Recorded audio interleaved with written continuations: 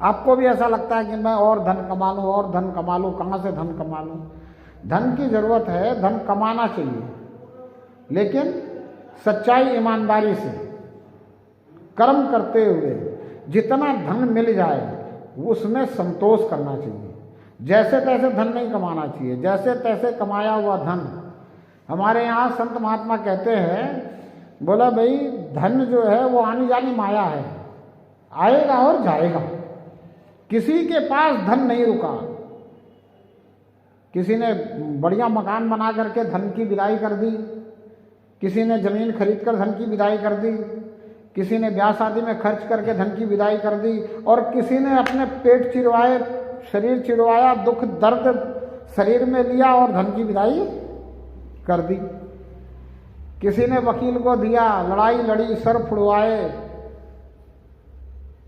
और धन की विदाई कर दी। तो बोले धन आनी जानी माया, जाएगा किसी न किसी तरह से।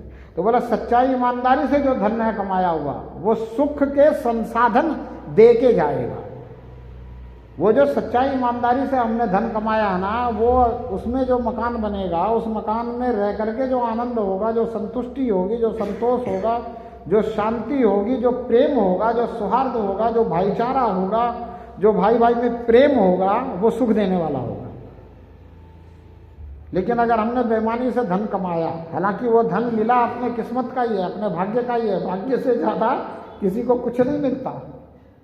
कितनी भी मेहनत करो तुम, मेहनत से भाग्य बनता है, तो उस भाग्य से ज़्यादा किसी को कुछ नहीं मिलता।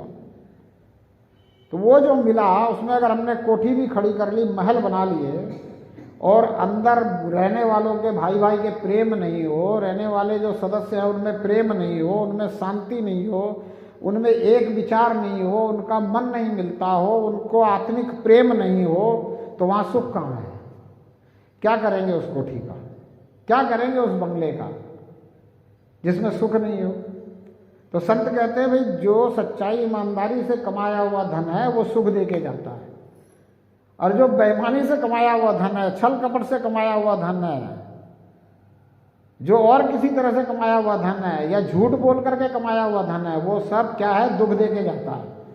तो आप ये ध्यान रख लो कि आपने अगर झूठ बोल के कमाया, बेईमानी से कमाया, छल कपट से कमाया, किसी और का छीन के लाया, वो आपको दुख देने वाला है, दुख देकर जाने वाला है। यानी कि आपने अगर धन कहीं से जैसे तैसे एकत्र कर लिया, ले लिया, हासिल कर लिया, तो आपने अपने लिए दुख एकत्र कर लिया। अब दुखी तो कोई रहना चाहता नहीं है, वो सोचता है कि मैं धन एकत्र कर लूँगा तो सुखी हो जाऊँगा। धन से आज तक कोई सुखी हुआ नहीं। अगर धन से ही सब सुखी हो जाते तो फिर कहना ही क्या था। बहुत से धन वाले हैं, देखने वाले देखते भी हैं, आप लोगों की नज़रों में भी आता है, धन वाले ज़्यादा दुखी रहते हैं। और ज़्यादा करके दुखी काहे से रहते हैं? शरीर से। जो प्रथम सुख है निरोगी काया, वही सुख उनको नहीं मिलता। प्रथम सुख निरोगी काया, बाकी सारे सुख बाद में हैं। जिसका शरीर ही स्वस्थ नहीं हो, जिसका शरीर ही अच्छा नहीं हो, जिसका शरीर ही निरोगी नहीं हो, उसके पास कितना भी संसाधन पड़ा रहे, उसका सुख उसके किसी काम का है क्या? शरीर ठीक नहीं है, डॉक्टर ने कह दिया एक फुल्का और दाल का पानी खाना है, वो सारा कुछ पड़ा रहेगा, क्या फायदे का है? उसका क्या सुख ले सकता है? क्या स्वाद ले सकता है? कुछ नहीं ले सकता।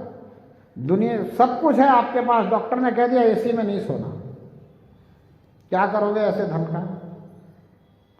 सब कुछ है आपके पास, डॉक्टर ने कह दिया खाट पे नहीं सोना, डॉक्टर ने कह दिया गद्दे पे नहीं सोना, डॉक्टर ने कह दिया आपको जमीन पे सोना है, आपको तो कड़क चीज पे लेटना है, आपको तो तख्त पे सीधा लेटना है, क्या करोगे ऐसे धन का?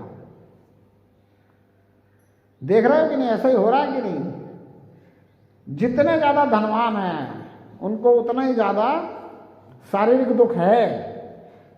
ये हमेशा देखने को मिलता है। कोई 1-8% कोई अपवाद होगा धन वाला, जिसके पास प्रचुर धन भी है और वो स्वस्थ भी है। वो अगर ऐसा है तो वो अपने प्रारब्ध के लिए है, नहीं तो वो अच्छा कर्म इस जन्म में भी कर रहा है। वो बहुत ऐसे लोग हैं जो संतों के साथ जुड़े हुए हैं, संत की बात को मानते हैं, झूठ नहीं बोलते हैं, सच्चाई ईमानदारी से जो कुछ मिल रहा है उस पर चल रहे हैं, जिनको अपनी किस्मत पे भरोसा है, जो अपनी किस्मत पे भरोसा रखते हैं, जो परमात्मा पे भरोसा रखते हैं, जो अपने कर्मों को संभाल कर करते हैं, अच्छी सोच रखते हैं, सबके लिए अच्छा सोचते हैं, किसी के लिए बुरा नहीं सोचते हैं, सबका भला करने की सोचते हैं, चलो सबका भला नहीं कर सके तो किसी का बुरा नहीं करते हैं, ऐसे लोग जो है कोई 1-2% वो बिल्कुल सही मिलते हैं। उनको फिर हम देखते हैं कि भाई इनको सब सुख मिल रहा है, तब उनको सब सुख मिल रहा है तो हमको उनके कर्मों पे भी ध्यान देना चाहिए, उनके आचरण पे ध्यान देना चाहिए और वैसा ही आचरण अपना बना लेना चाहिए।